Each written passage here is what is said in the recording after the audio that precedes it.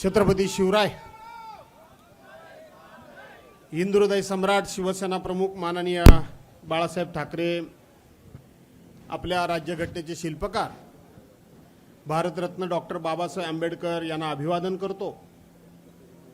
आज आपणा सर्वांना संबोधित करण्याकरता म्हणून या ठिकाणी उपस्थित असलेले आपल्या पक्षाचे पक्षप्रमुख आणि महाराष्ट्र राज्याचे माजी मुख्यमंत्री आदरणीय उद्धवसाहेब ठाकरे, शिवसेना नेते आणि आपल्या जिल्ह्याचे माजी पालकमंत्री सन्मान्य अनिलराव परब, आपले उपनेते आणि रत्नागिरीचे जिल्हा प्रमुख, रत्नागिरीचे आमदार, आपले राजापूरचे आमदार, माझे सहकारी मित्र राजेंजी साळवी, पक्षाचे सचिव श्री मिलिंदजी नार्वेकर, व्यासपीठावर बसलेली सर्वच पक्षाची पदाधिकारी मंडळी, लोकप्रतिनिधी, आजी माजी लोकप्रतिनिधी, पवार गट, राष्ट्रवादी काँग्रेस पक्षाचे तालुका अध्यक्ष श्री पद्माशेठ आरेकर आणि उपस्थित बांधवांनो, भगिनींनो आणि सहकारी मित्रांनो, आदरणीय उद्धवसाहेब हे संपूर्ण महाराष्ट्र राज्यामध्ये अशाच पद्धतीनं, ज्याला आम्ही जनसंवाद यात्रा म्हणतो, परंतु आदरणीय उद्धवसाहेब त्याला कुटुंब संवाद मेळावा म्हणतात, यात्रा म्हणतात। आणि संपूर्ण महाराष्ट्रामध्ये आपण सगळेजण कुटुंबातले सदस्य या नात्यानं उद्धवसाहेब आपल्याजवळ थोड्याच वेळात बोलणार आहेत। परंतु इथला स्थानिक आमदार म्हणून काही गोष्टी ह्या पक्षप्रमुखांसमोर बोलल्या पाहिजेत। उद्धवसाहेबांना मी सांगेन की उद्धवसाहेब हा मतदारसंघ आम्ही तळहाताच्या फोडाप्रमाणे जपलेला आहे। हा मतदारसंघ खरं सांगायला गेलं तर ज्या वेळेला या गुहागर तालुक्यामध्ये मी आलो, त्यावेळेला इथं ज्या पक्षाचा मी कार्यकर्ता म्हणून, विधान परिषदेचा आमदार म्हणून या भागामध्ये आलो, त्यावेळेला 4 मतांनी फक्त एकमेव पंचायत समिती सदस्य कैलासवासी संपदा गडदे ह्या निवडून आल्या होत्या। एक गोणवली पोमेंडी सारखी एखादी ग्रामपंचायत, तळवली सारखी मुळे भवनसाची एखादी ग्रामपंचायत, अशी 4-2 ग्रामपंचायती सोडल्या तर तसं पाहिलं तर पक्षाचं काही फार या ठिकाणी अस्तित्व होतं अशातला भाग नाही। परंतु मुंबईपासून इथपर्यंत सर्वांना आम्ही गोळा केलं, एक एक माणूस वेचला, साथ घातली आणि बघता बघता या तालुक्यानं आम्हाला एखाद्या माणसाला ज्या पद्धतीनं सावरून घेतात त्यापणे सावरून घेतलं आणि आज तागायत आमचं नेतृत्व या मतदारसंघानं टिकवून ठेवलंय। असा हा मतदारसंघ आहे। 2009 साली या मतदारसंघानं मला आमदार केलं, पवार साहेबांनी मला नामदार केलं आणि आज जे कोणी शासन आपल्या दारी सांगतायत त्यांनी त्यावेळचा सगळा इतिहास काढून बघा। एखाद्या गावामध्ये मला 1 मत सुद्धा मिळाले, 5 मतं सुद्धा मिळाली, परंतु त्यावेळेला जिल्ह्याचा पालकमंत्री या नात्यानं 1 मत दिलेलं गाव सुद्धा असेल आणि 100 मतं दिलेली गाव सुद्धा असेल, त्या गावामध्ये कलेक्टर असतील, सीईओ असतील किंवा एसपी असतील किंवा मंत्री म्हणून राज्य पातळीवरचे अधिकारी आम्ही घेऊन प्रत्येक गावामध्ये गेलो। मग कुठे गावानं देवळात बसायला दिलं, पारावर बसायला दिलं, काही जणांनी बसायलाच दिलं नाही, पण त्याबद्दल मी त्यांचा कुठेही तिरस्कार केला नाही, राग केला नाही। रस्त्यावर बसलो, कुठेतरी कोणाच्या तरी झाडाखाली बसलो, विहिरीच्या कटड्यावर बसलो आणि त्या गावाचं विकासाचं नियोजन केलं। साहेब, मी आज भाग्यवान आहे की या मतदारसंघात जर आपण कुठं फिरलात तर माझा मतदारसंघ विकासाच्या दृष्टीनं अतिशय उत्तम अशा प्रकारचा माझा हा मतदारसंघ आहे, माझा मतदारसंघ आहे। 2019 साली आपण राज्याचे मुख्यमंत्री झालात, कोरोनासारखं महाभयंकर संकट होतं, माननीय शिवसेना प्रमुखांचं जे कोकणावरचं प्रेम ते प्रेम आपलं देखील, आणि आपण कोरोनाच्या संकटामध्ये सुद्धा जे म्हणून कोकणाला विकासाला पैसे दिलेत, परवांच्या दापोली खेडच्या एका सभेमध्ये मी जाहीरपणे सांगितलं की जे आमदार आज उद्धव साहेबांबद्दल बोलतायत त्यांनी आज सभागृहामध्ये जे आज आपापल्या मतदारसंघामध्ये जी या कामांची भूमिपूजन करतायत, उद्घाटन करतायत, ती सगळी कामं आदरणीय उद्धवसाहेब ठाकरे यांच्या मंत्रिमंडळामध्ये मंजूर झालेले आहेत आणि त्याचे अधिकृत GR आपण तिथले आपले माजी आमदार संजयराव कदम यांच्या हातात परब साहेब दिले आणि ज्या वेळेला त्यांनी सांगितलं की हा माझ्या हातामध्ये पुरावा आहे, या व्यासपीठावर एकदा चर्चा होऊन जाऊ द्या, प्रत्येक कागदपत्र त्या माणसाच्या हातामध्ये मी दिली नाही, बोललो लढ. आणि त्यावेळेला सगळ्यांची तोंड बंद झाली. उद्धव साहेब आज हे सांगताना मी हा विकासाला केलं ते विकास केलं, आपल्या सरकारमध्ये आपण मंजूर केलेले आम्हाला पैसे त्याला ह्यांनी स्टे दिला.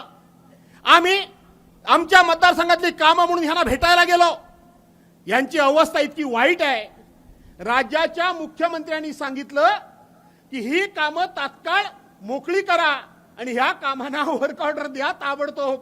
आश्चर्य वाटेल काय अवस्था ह्यांची.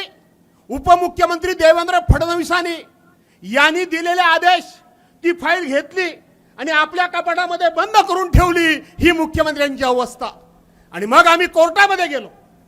अख्ख्या महाराष्ट्रामध्ये आपले आमदार असतील, काँग्रेसचे आमदार असतील, राष्ट्रवादी काँग्रेसचे आमदार असतील, त्या सगळ्यांची व्यवस्थितपणे मी माहिती गोळा केली आणि आपण लढा दिला.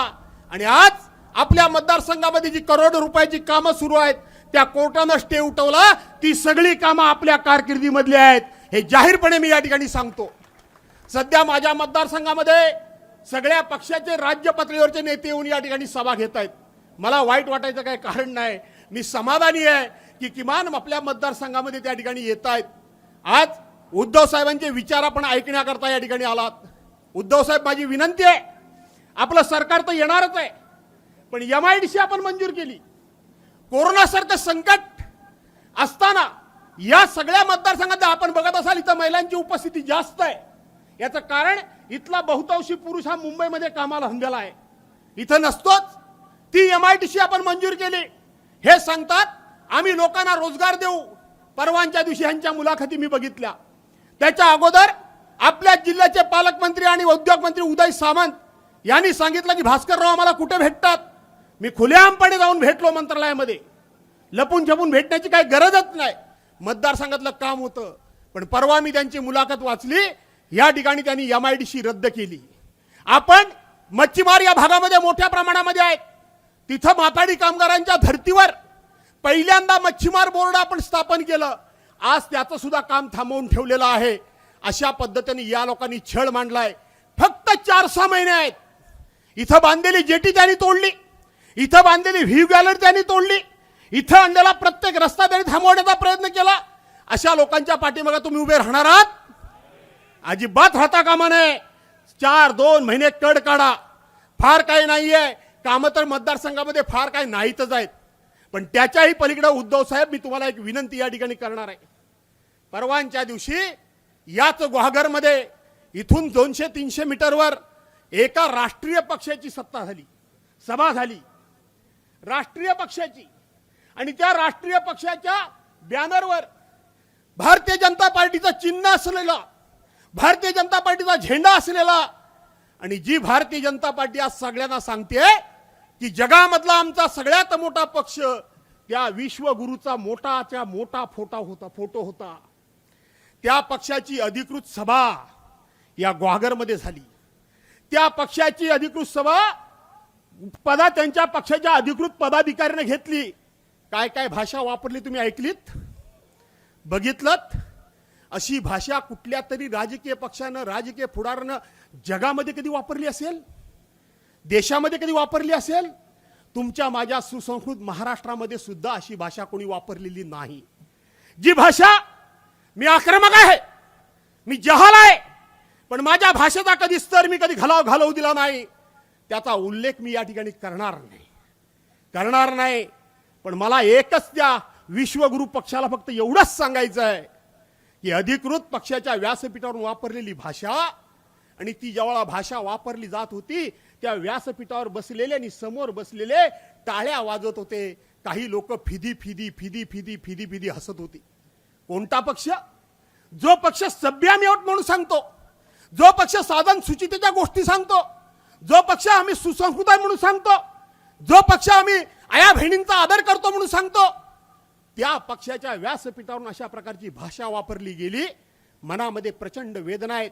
पण त्याबद्दल मी या ठिकाणी भाष्य करणार नाही, भाष्य अजिबात करणार नाही. मला फक्त एवढंच टाळ्या वाजवणार नाही, फिदी करणार नाही एवढंच सांगायचं आहे. त्यानंतर त्या भारतीय जनता पक्षाच्या तालुका प्रमुखाची, तालुका अध्यक्षाची मी मुलाखत वाचली, त्यानंतर जिल्हाध्यक्षाची मुलाखत वाचली आणि बघितली, आणि त्यानंतर शीर्षस्थ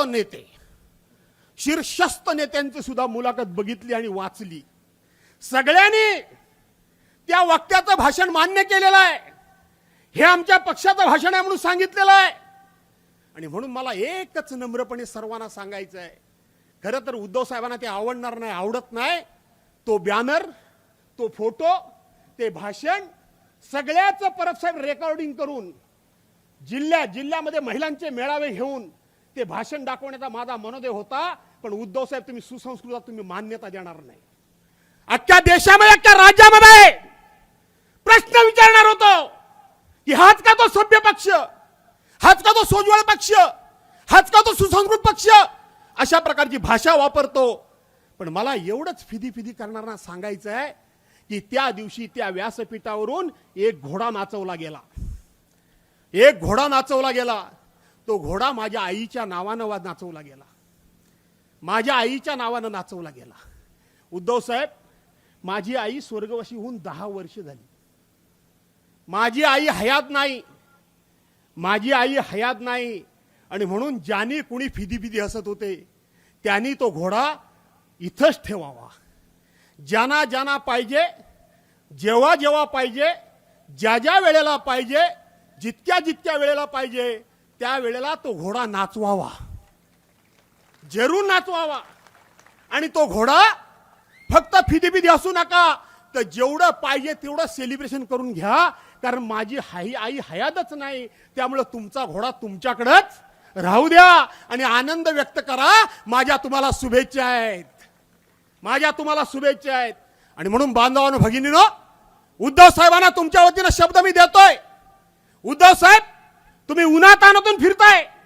हा मतदारसंघ हा बाळासाहेबांच्यावर, आपल्यावर प्रेम करणार आहे आणि आम्हाला सुद्धा कार्यकर्ता म्हणून सातत्यानं आमच्या शब्दाला मान देणार आहे.